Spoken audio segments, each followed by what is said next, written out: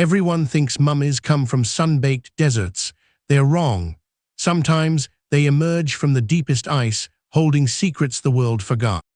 For millennia, the vast, unforgiving expanse of Siberia has held its breath, a frozen sentinel guarding untold stories. Beneath its icy crust, an ancient world lay perfectly preserved, waiting. What happens when that frozen breath exhales, revealing not just remnants, but entire lives, halted in time? This isn't a tale of archaeological digs in warm sands, but of a brutal cold that became the ultimate preserver. The permafrost, a geological time capsule, occasionally yields its most precious cargo, human remains so perfectly kept, they challenge our understanding of death and time itself. These aren't just bones, they are echoes. Our journey begins in the Altai Mountains, a majestic range straddling Russia, Kazakhstan, Mongolia, and China. Here, in the Pazyryk culture's ancient burial mounds, called kurgans, something truly extraordinary was discovered, far beyond typical grave goods. The Pazyryk people, nomadic horsemen of the Iron Age, lived a vibrant, complex life around 500 years ago. Their beliefs about the afterlife led them to bury their dead with incredible care, often accompanied by their most prized possessions, and crucially, their horses. But it was a quirk of geology, not design, that turned these burials into frozen monuments. Water seeped into the kurgans, then froze solid, creating an impenetrable block of ice. This ice lens sealed everything inside, halting decomposition.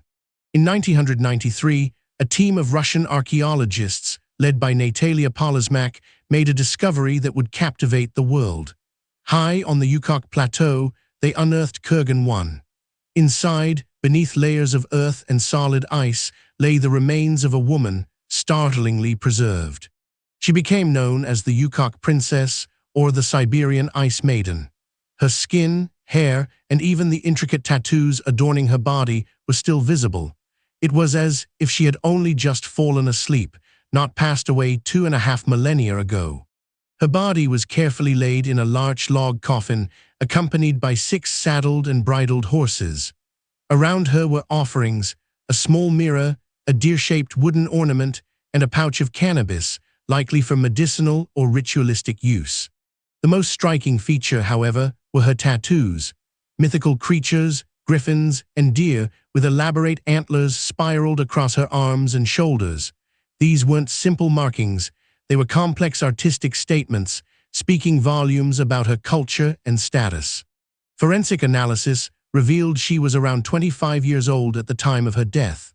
Later research, using MRI scans, suggested she suffered from breast cancer and had fallen from a horse shortly before her death, possibly contributing to her weakened state. The discovery ignited both scientific excitement and fierce controversy. Local Altai people viewed the removal of the princess as a sacrilege, believing her presence protected them and that her disturbance brought misfortune, including earthquakes. After decades of study in Novosibirsk, the Ice Maiden was finally returned to the Altai Republic in 2012, housed in a special mausoleum within the National Museum in Gorno-Altaysk.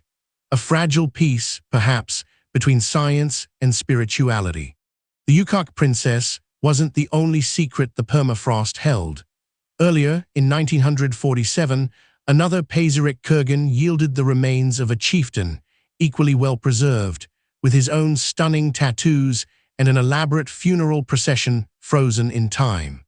This chieftain's burial included a full-sized funerary chariot, felt tapestries, and even preserved food. It painted a vivid picture of a sophisticated, wealthy culture, masters of horsemanship and intricate craftsmanship. These mummies and others found in the region aren't just curiosities. They are invaluable windows into the past, offering direct insights into diet, disease, clothing, social structure, and belief systems of people who lived thousands of years ago. Imagine touching a piece of fabric woven 500 years ago, still retaining its color and texture. Seeing a tattoo, not on a drawing, but on the skin it was inked upon. These aren't abstract historical facts, they're tangible connections. But the permafrost, once the guardian, is now under threat.